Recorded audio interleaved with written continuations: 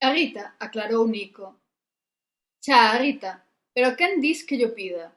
Seguía distraído Hugo. A Cira, falaba con paciencia Nico. Non pode, escupiu Hugo. Só é un contacto. Nico sorprendiuse. Tal como falaba entendía de todo e sabía de todo. Decepcionouse.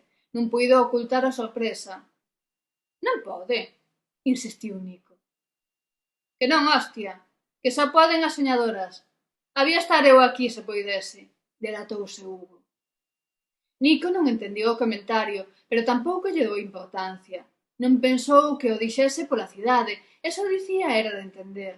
El tamén soñaba cun Edén de festa continua e mozas accesibles. Hugo tampouco estivo pola labor de explicarllo. Chamou de novo a xente de fora para que se asegurase de que estaban vixiándome a min e non a unha refuxiada calquera sen importancia que non requería tanto cuidado. Con calma, compañeiro, con calma. Froilán dixo que era Rita e será Rita. Eu non a vin, pero confío dabondo na capacidade intelectual de Froilán para distinguir a unha persoa doutra. E se dixo que era Rita, é Rita. Igual sodes vos os que non coñecedes a quen tedes por aí. Saiu con sorna do outro lado da liña. A nosa contacto dixo que estaba aquí. Intentou impoñerse Hugo. Pois Froilán dixo que estaba con el no piso de fora do país. Saiu con máis sorna da liña. Pois algo pasa, dixo Hugo. Claro que pasa. A ti pareceche normal esta situación?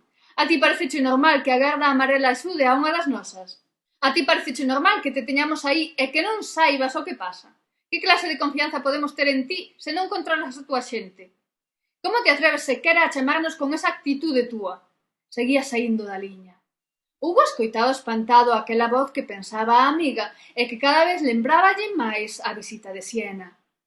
Tes que comezar a implicarte na loita, tes que comezar a facer algo ou teremos que pensar en prescindir de ti, ameazaba a liña. E que queres que faga? Ela está aquí, choraba Hugo como un neno pequeno. Estás seguro diso? Preguntou. Completamente. Mentiu Hugo acorralado pola súa incompetencia, pensando na bronca que lle ía botar a Cira como non fose verdade. Pois daquela temos un problema máis grave que a túa desidia, acougou a liña. Deixa a liña libre e espera instruccións. Vale, respondiu un neno bo. Vale non, permanece alerta á espera de instruccións, ordeou.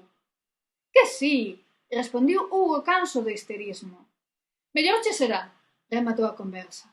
Hugo contou unha vez máis co apoio incondicional de Nico, restándolle importancia á bronca e desculpando a súa pouca implicación co complicadas que eran as cousas dentro e o fácil que eran fora. O encontro con Cira relaxou as cousas en case todos os sentidos nos que as podía relaxar. A insistencia de Hugo por saber se era de verdade eu ou se só o dixera para chamar a súa atención ofendiuna. Non polo feito en sí, senón porque el se crese tanta cousa máis ca ela como para precisar inventar algo para obter a súa atención. Enfadouse. Non lle dou a entender. Comportouse como a perfecta colaboradora, fría, tranquila, como se nada importase, como se entendese a súa relación, como se non se sentise humillada, como se non sentise. Pero sentía como a calquera que estivese na súa situación, sentía as ganas de darlle dúas hostias e berrarlle os adxetivos que merecía. O seu aguante tivo a recompensa dun Hugo agradecido, cheo de orgullo por domesticar a unha fera salvaxe. Tes que estar atenta, ordeoulle con voz amable. Temos que escoitar con cuidado todo o que diga Rita. Cira abrochaba o último botón da chaqueta, vendo o amencer preto. Xamenche telas preto, como a por enriba ter que prestarlles atención. Dixo esquecendo a pose. Seino, comprendía un Hugo relaxado. Pero están tramando algo. Ti sempre sospeitaches, temos que vixialas. Cira esqueciu o enfado escoitando a un Hugo tenro e atento, interesado en realidade.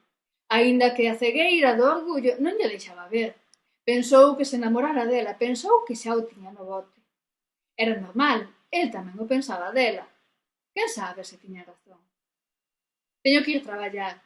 Restoulle importancia á situación. Cando saias pola noite, cóntame como foi. Estirouse Hugo até alcanzarlle a man. Ela tomou uns segundos para difuminar o sorriso victorioso que brotara ao sentilo, punto por punto. Púxose misteriosa. Sabes, no fondo creo que lles estamos dando máis valor do que teñen. Seguro que o único que facían era argallar o dos regalos que lle deron. é que son para darlles de comer aparte. Teñen a cabeza para que o corpo remate en algún sitio. Por previr, non quero sorpresas, incorporouse Hugo.